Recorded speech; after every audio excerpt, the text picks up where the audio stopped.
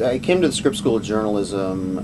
They had a need for somebody to teach a one-year position. They had somebody leave, and they had some holes to fill, and I happened to be available. So I started filling in, teaching a variety of courses: news writing, precision language, mostly in the core and online editing course. And over the course of the year, they advertised the position. I applied for it, and I got it. So it was kind of a happy happenstance that brought me here. I spent about 10 years working in newspapers in central Pennsylvania, small newspapers, which had always been my passion. Small newspapers are, first of all, a growth industry. We hear about newspapers dying, but small newspapers are actually thriving. But more importantly, I really enjoyed the connections, the direct connections that I had with my audience.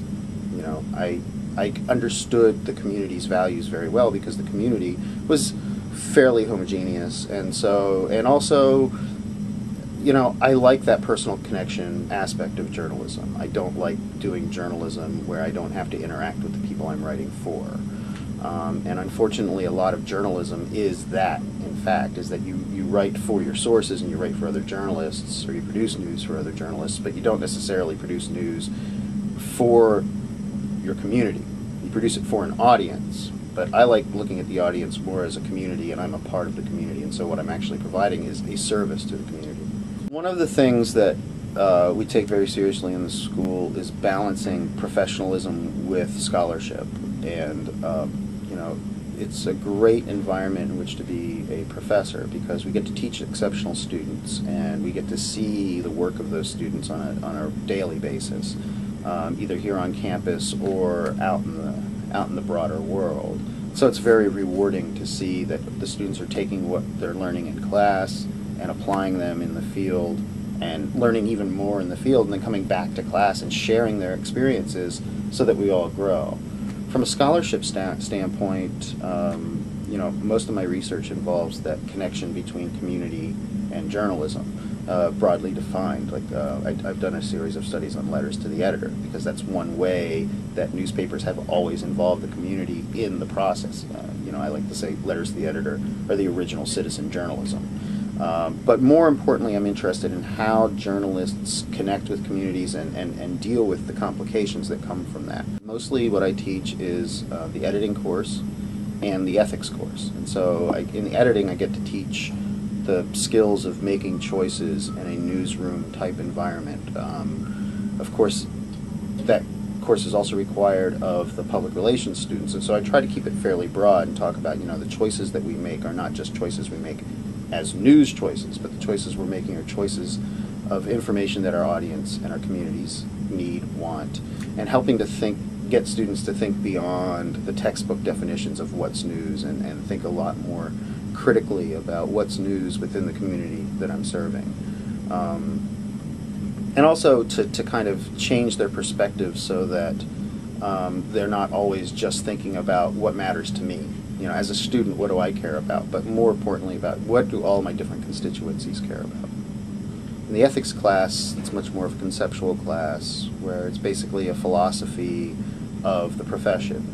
You know, we teach, you know, a lot of how to do the work, and we talk in class sometimes about why, but the ethics class is not just about why we do what we do from a very strong philosophical standpoint, but also why what we do affects different people in different ways, and really to get students to understand that their behaviors have influences that extend beyond the newsroom, beyond the boardroom, beyond their relationships with sources and things like that. And so, you know, you can do harm, real harm in journalism. You can also do a lot of good in journalism, and striking that balance between doing more good than harm is really what I get students to think about, but not in any prescribed way. You know, it's not a law class. We don't talk about thou shalt nots. We talk about, okay, the law says you can do this. It's more of a question of should you. Journalism has always been on the front lines of change. Journalism is constantly in flux, and defining journalism is something that we need to do on a regular basis, but in the end, it's whatever, especially in the United States. I mean, the idea of freedom of the press was not freedom of the professional press, but it was more of an idea of anybody who has something to say can distribute it without penalty.